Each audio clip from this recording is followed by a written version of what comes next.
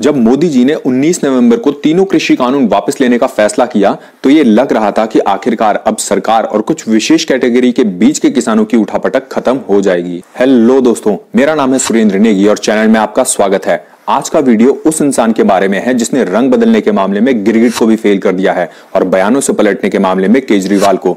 जी हां, हम बात कर रहे हैं राकेश डकैत, मेरा मतलब टिकैत की। लगता है मक्कारी का डिप्लोमा और डिग्री दोनों का क्रैश कोर्स करने के बाद ही राकेश टिकैत इस किसान आंदोलन से जुड़ा था। और ऐसा हो भी क्यों ना, इतने सारे टेढ़े लोगों से जुड़े हुए इस आंदोलन को संभालने के लिए टैलेंट की कमी भले ही क्यों ना हो, पर मक्कारी का स्टॉक भरपूर होना चाहिए। तो ये किसान आंदोलन, अगर आप इसे आंदोलन मानते हैं, तो शुरू हुआ था 25 नवंबर 2020 में, जैसे अब पूरे 1 साल से भी ज्यादा का समय हो चुका है। पहले तो मुझे भी लगता था कि यह सच में किसानों का आंदोलन है, पर धीरे धीरे इस आंदोलन की पोल पूरी दुनिया के सामने खुल गई। तो आइए इस किसान आंदोलन के पीछे की सच्चाई जानते हैं, ताकि किसान का किसान और खालिस्तानियों का खालिस्तानी हो सके। मेरा मतलब दूध का दूध और पानी का पानी हो सके। सबसे पहली बात, इस आंदोलन में पंजाब और थोड़े बहुत हरियाणा के किसानों ने ही हिस्सा लिया।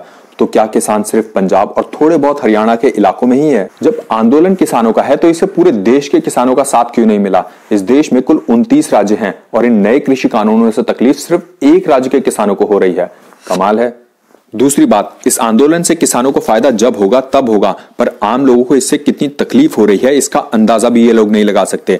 ऐसा मानिए कि किसी एक इंसान को अपने परिवार वाले को इमरजेंसी में अस्पताल पहुंचाना हो, पर वो ऐसा कर नहीं पाता क्योंकि खुद को किसान बोलने वाले ये लोग रोड बंद करके बैठे हैं। तो इसका जिम्मेदार कौन होगा? तीसरी बात, पिछले साल 26 जनवरी को किसानों की आड़ में छुपे हुए इन खालिस्तानी गुंडों ने जो हिंसा और कोहराम मचाया था वो किसी से छुपा नहीं है। पुलिस वालों से हाथापाई करनी हो या हाथों में तलवार लहराकर अपनी गुंडागर्दी दिखानी हो, इन लोगों ने एक बात तो साबित कर दी कि ये चाहे जो भी हो पर कम से कम किसान नहीं हो सकते, क्योंकि इस देश का किसान किसी को ट्रैक्टर के नीचे से कुचलने की कोशिश नहीं करेगा, कम से कम किसी पुलिस वाले को तो नहीं। ये लोग ट्रक लेकर लाल किले तक पहुंच गए थे और पुलिस बैरिकेड्स को तोड़कर वहां की सुरक्षा कर रहे पुलिस वालों से हाथापाई की, वो अलग। इन खालिस्तानियों ने तिरंगे का अपमान किया, उसे नीचे फेंक दिया और वहां की जगह अपना खालिस्तानी झंडा लहरा दिया।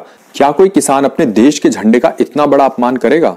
चौथा पॉइंट जो है खालिस्तानी एंगल। इस पूरे सो कॉल्ड किसान आंदोलन की हवा तब फुस हो गई जब इसमें खालिस्तान जिंदाबाद के नारे लगे। और तो और इस किसान आंदोलन में शामिल हुए कुछ लोगों ने भिंडरेवाले की फोटो वाली टी शर्ट पहनी हुई थी। जिन लोगों को नहीं पता कि जनरल सिंह भिंडरेवाला कौन था, उन्हें बता दूं कि भिंडरेवाला एक खालिस्तानी अलगाववादी था जो पंजाब को भारत से काट कर एक अलग देश खालिस्तान बनाने की कोशिश कर रहा था। कुछ लोगों के लिए भिंडरेवाला एक संत था और बाकियों के लिए बस एक आतंकवादी जो हजारों लोगों की मौत का कारण बना। जिस प्रोटेस्ट में ऐसे लोगों की टी शर्ट पहनी जा रही हो, उस आंदोलन को सपोर्ट करने वाले लोग कैसे होंगे, इस बात का अंदाजा आप आसानी से लगा सकते हैं। पांचवा पॉइंट, इस पूरे किसान आंदोलन को कवर करने गई कई महिला पत्रकारों के साथ बदतमीजी और छेड़खानी की गई और गुंडों की तरह बर्ताव करने वाले शायद आपके लिए किसान होंगे, पर मेरे लिए गुंडे ही रहेंगे। ये सो कॉल्ड किसान आंदोलन तब और ज्यादा बदनाम हो गया जब इसमें 26 साल की एक सोशल एक्टिविस्ट के साथ गैंगरेप का मामला सामने आया। खास बात ये थी, जिस सोशल एक्टिविस्ट के साथ ये हुआ वो बंगाल से टीकरी बॉर्डर इसी किसान आंदोलन का सपोर्ट करने आई थी और बाद में उस महिला की मौत हो गई। सातवां पॉइंट है इस पूरे किसान आंदोलन की फंडिंग, क्योंकि इतने बड़े आंदोलन को चलाने के लिए जितना पैसा चाहिए वो किसी आम इंसान या किसान के बस की बात तो नहीं है। इस किसान आंदोलन ने वो देखा जो शायद ही इससे पहले कभी किसी आंदोलन में हुआ होगा, मतलब काजू बादाम बांटे जा रहे थे, किसानों के ठेकेदार एसी के टेंट में सोए हुए थे और दुनिया भर के कार्यक्रम हुए, वो अलग। इतना पैसा और दिखावा कौन से आंदोलन में होता है? मतलब आंदोलन ना हुआ, पिकनिक स्पॉट हो गया। रिपोर्ट्स के अनुसार इन सब की फंडिंग विदेशों से की जा रही है, खासतौर से कनाडा से, जो कि खालिस्तानियों का एक अड्डा माना जाता है। इन सब के तार जिस खालिस्तानी ग्रुप से जुड़ रहे हैं उसका नाम है सिक्स फॉर जस्टिस, जिसे ऑपरेट करता है गुरु पटवंत सिंह पन्नू। और आखिरी कारण है इस आंदोलन का चेहरा, जो कि है राकेश डकैत, मेरा मतलब टिकैत। जब इस आंदोलन का चेहरा ही इतना भद्दा होगा तो आंदोलन अच्छा कैसे हो सकता है? और आंदोलन के चेहरे से मेरा मतलब है वो कांड जो इसे आंदोलन कम और गुंडे बदमाशों का अड्डा ज्यादा साबित करते हैं। बार बार अपनी बातों और मांगों से पलटी मारने वाले टिकैत का असली मकसद क्या हो सकता है? किसानों की भलाई? ना ना ना ना ना, मुझे तो नहीं लगता, क्योंकि अगर ऐसा होता तो बातें और मांगे बिल्कुल साफ होती और पलटियां थोड़ी कम मारी जाती। क्यों? कि हम तीनों जो कानून हैं इनको वापसी लेते हैं। जब तक ये पार्लियामेंट में वापसी नहीं होंगे, जब तक किसान वहीं पे ही है।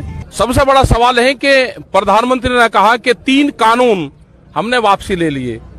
प्रधानमंत्री जी, 3 कानून नहीं, पहले आप इसको पार्लियामेंट में लेकर जाओ, वहां से इनको पास करवाओ। ये किसान बगैर सर पे टिकट लेकर नहीं जाएगा। चर्चा के बिल वापस वापसी की मांग की। अरे चलो हो गया, सब लोगों की वही थी कि बिल वापसी वो हो गया एक। हाँ हो गया बस। अब आप आगे क्या चाहते हैं? आगे एमएसपी पे भी चर्चा हो जाए, उस पर भी बात कर लो। चर्चा हो, संसद के रास्ते आप कहते थे कि समाधान निकलेगा। हाँ। अब जब संसद कर रही है तो आप कह रहे हैं क्या कि ये तो होना था, इस तरीके का है तो अजय आप जा क्या कहें, हो गया वो, यही तो थी डिमांड क्या हो गया। अब जो दूसरे इशू है भाई उस पर बात कर लो। तो क्या अभी आंदोलन चलता रहेगा? क्योंकि आंदोलन में कहाँ जा रहे हैं हम अभी, ये किसी ने कहा कि आंदोलन इन तक खत्म हो रहा। तो अब सवाल आपसे है कि आप ऐसे आंदोलन को सपोर्ट करेंगे जहां रेप, मर्डर, देश का अपमान, आतंकवादियों का गुणगान और देश की जनता के टैक्स से बनाई गई करोड़ों की पब्लिक प्रॉपर्टी का नुकसान किया गया हो, या आप इन्हें मेरी तरह किसान मानने से इनकार करते हैं? अगर आपको ये वीडियो पसंद आया तो इसे लाइक कीजिए, नीचे कमेंट्स कीजिए और इस चैनल को सब्सक्राइब करके हमें सपोर्ट जरूर कीजिए। मिलते हैं अगले वीडियो में, तब तक के लिए जय श्री राम।